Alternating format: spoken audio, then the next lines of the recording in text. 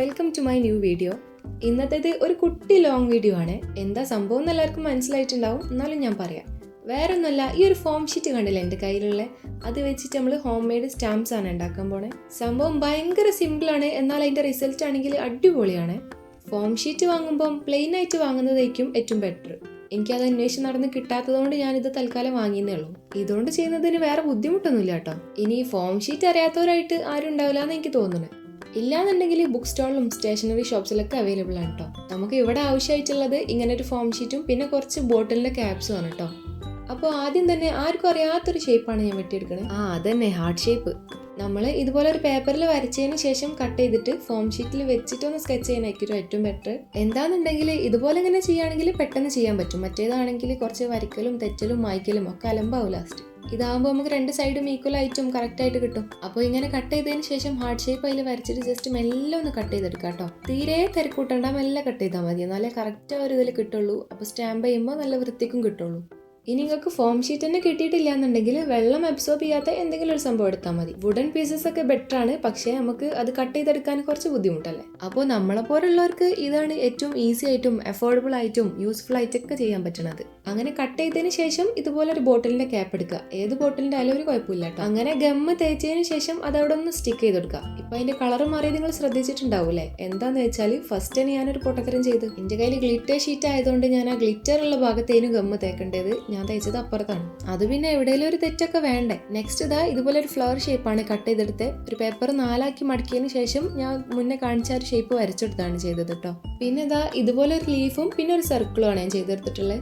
നിങ്ങൾക്ക് എത്ര സ്റ്റാമ്പ്സ് വേണമെങ്കിലും ഉണ്ടാക്കാം കേട്ടോ. ഒരു ഫോം ഷീറ്റ് വാങ്ങിയാൽ തന്നെ ഇഷ്ടം പോലെ ചെയ്യാൻ പറ്റും. നമ്മളിപ്പോൾ ഇവിടെ 4 സ്റ്റാമ്പ്സ് ആണ് ഉണ്ടാക്കി, ആ 4 സെറ്റ് ആയിട്ടുണ്ട് കേട്ടോ. സംഭവം ഞാൻ വിചാരിച്ച പോലെ ഒന്നുമല്ലേ, അടിപൊളിയായിട്ട് വന്നിട്ടുണ്ടേ. അപ്പോൾ സംഭവമൊക്കെ വീട്ടിലുണ്ടെങ്കിൽ ജസ്റ്റ് ഒന്ന് ട്രൈ ചെയ്ത് നോക്ക്. പിന്നെ ഉണ്ടാക്കിയാൽ മാത്രം പോരല്ലോ, അത് വർക്കിംഗ് ആണോ എന്ന് നിങ്ങളെയും കൂടെ ഒന്ന് കാണിച്ചു തരണ്ടേ. എന്നാൽ പിന്നെ നമുക്ക് ഒരു 4 പാറ്റേൺ പേപ്പേഴ്സും കൂടി ചെയ്തെടുക്കാം. അപ്പോൾ ഇത് കാണുമ്പോൾ തന്നെ ഇത് എത്രത്തോളം സിമ്പിളാണ് നിങ്ങൾക്ക് മനസ്സിലാവണില്ലേ. ഒരു ഹാർട്ട് ഷേപ്പ് നമ്മൾ വരച്ചെടുക്കണമെങ്കിൽ എത്ര ടൈം എടുക്കും, അതിന്റെ പകുതി ടൈം പോലും വേണ്ട ഇതിന്. എന്തായാലും എനിക്ക് നല്ലോണം ഇഷ്ടപ്പെട്ടു കേട്ടോ, ഭയങ്കര സാറ്റിസ്ഫൈങ് ആണ്. പിന്നെ ഫസ്റ്റ് ഒക്കെ ഞാൻ പെയിന്റിൽ ജസ്റ്റ് ഒന്ന് ഡിപ്പ് ചെയ്തതിന് ശേഷമാണ് ഇങ്ങനെ പ്രസ് ചെയ്ത് കൊടുക്കുന്നത് കേട്ടോ. അങ്ങനെ ചെയ്യുമ്പോൾ ഒരു ചെറിയ പ്രശ്നം വരും കേട്ടോ. ഞാൻ വാട്ടർ കളർ ഒന്നുമല്ല, സാധാ ആക്രിലിക് പെയിന്റ് ഉണ്ടല്ലോ, അതാണ് ഇവിടെ യൂസ് ചെയ്ത് കൊടുക്കുന്നത്. പ്രശ്നം എന്താന്ന് വെച്ചാൽ ഇതാണ് നമ്മൾ പെയിന്റിലൊന്ന് അമർത്തി ഡിപ്പ് ചെയ്തെടുക്കുമ്പോൾ ആ ഷേപ്പിന്റെ അപ്പുറത്തേക്കും ഇപ്പുറത്തേക്കും ഒക്കെ പെയിന്റ് ആവുന്നുണ്ട് കേട്ടോ. അപ്പോൾ നമുക്ക് ഏറ്റവും നല്ലത് പെയിന്റ് നമ്മളെ ഫിംഗർ ടിപ്പ് കൊണ്ടൊന്ന് എടുത്തിട്ട് ആ ഒരു ഷേപ്പിന്റെ മേലെ ജസ്റ്റ് ഒന്ന് സ്പ്രെഡ് ചെയ്ത് കൊടുത്താൽ മതി കേട്ടോ. അതാവുമ്പോൾ അങ്ങോട്ടും ഇങ്ങോട്ടും ആവാല്ലല്ലോ. ഇപ്പോൾ കണ്ടില്ലേ, നമ്മൾ എടുത്ത അതേ ഷേപ്പിൽ അത്രയും പെർഫെക്റ്റ് ആയിട്ട് തന്നെ ആ ലീഫ് വരുന്നുണ്ട് കേട്ടോ. ഈ ഒരു പാറ്റേൺ ആണെങ്കിൽ എനിക്ക് ഭയങ്കരമായിട്ട് ഇഷ്ടപ്പെടും ചെയ്തേ. അപ്പോൾ നെക്സ്റ്റ് ഞാൻ ഡബിൾ ഷെയ്ഡിൽ ചെയ്തെടുക്കാമെന്ന് വിചാരിച്ചേ. ഇതുപോലെയാണ് നമ്മൾ പെയിന്റ് ഈ ഒരു ഷീറ്റിലാക്കി കൊടുക്കുന്നത്. നിങ്ങൾക്ക് വേണമെങ്കിൽ കളർ പേപ്പേഴ്സ് ഒക്കെ എടുത്തിട്ട് അതിൽ ജസ്റ്റ് ഇങ്ങനെ പ്രിന്റ് ചെയ്ത് കൊടുത്താലും മതി കേട്ടോ. ഞാൻ പിന്നെ വീഡിയോ ഒക്കെ എടുത്ത് കാണിക്കാൻ വേണ്ടിയിട്ട് വൈറ്റ് പേപ്പർ തന്നെ എടുത്തതേ ഉള്ളൂ. പിന്നെ ഒരു കാര്യം എന്താണെന്ന് വെച്ചാൽ നമ്മൾ ഫോം ഷീറ്റ് കട്ട് ചെയ്തെടുക്കുമ്പോൾ ഞാനിപ്പോൾ ഈ ബോട്ടിലിൻ്റെ ക്യാപ്പിലാണ് സ്റ്റിക്ക് ചെയ്യുന്നതെന്നുള്ളതുകൊണ്ട് ആ ഒരു ഷേപ്പിൽ ആ ഒരു വലുപ്പത്തിൽ കട്ട് ചെയ്തെടുത്തിട്ടുള്ളൂ. ആ ഒരു ക്യാപ്പിനും കൂടി ചെറുതായിരിക്കണം നമ്മൾ കട്ട് ചെയ്തെടുക്കണത്. ഇനി ബോട്ടിലിന്റെ ക്യാപ്പ് തന്നെ വേണമെന്നില്ല, വുഡൻ പീസസ് സംഭവങ്ങളോ അങ്ങനെ എന്തെങ്കിലുമൊക്കെ ഉണ്ടെങ്കിൽ അതായാലും മതി. ഇങ്ങനെ ബോട്ടിലിന്റെ ക്യാപ്പ് ആകുമ്പോൾ അതെല്ലാ ഭാഗത്തും സെയിം പ്രഷർ കൊടുക്കണോണ്ട് തന്നെ നല്ല പെർഫെക്റ്റ് ആയിട്ട് വരും കേട്ടോ. അതുപോലെ തന്നെ നമുക്ക് പ്രസ് ചെയ്യാനും ഭയങ്കര ഈസി ആയിരിക്കും. ഇങ്ങനെ ഉണ്ടാക്കി വെച്ചാൽ എന്തായാലും നഷ്ടമാവില്ല കേട്ടോ. നിങ്ങൾക്ക് ഇനി എന്തെങ്കിലും ഗിഫ്റ്റോ മറ്റോ എന്തെങ്കിലും റാപ്പ് ചെയ്യാൻ വേണ്ടിയിട്ട് ഒരു വൈറ്റ് ചാർട്ട് പേപ്പർ മാത്രമേ ഉള്ളൂ എന്നുണ്ടെങ്കിലും കുഴപ്പമില്ല. ഇതുപോലെ നിങ്ങൾക്ക് ഇഷ്ടമുള്ള ഷേപ്പിൽ ഒരു സ്റ്റാമ്പ് ഉണ്ടാക്കി എടുത്തിട്ട് ഇങ്ങനെ പ്രസ് ചെയ്ത് പോയാൽ മതിയല്ലോ. നല്ല നല്ല ഷേപ്സ് ഒക്കെ വെച്ചിട്ട് ചെയ്തെടുക്കാന്നുണ്ടെങ്കിൽ നല്ല അടിപൊളി പാറ്റേൺ പേപ്പേഴ്സ് കിട്ടും കേട്ടോ.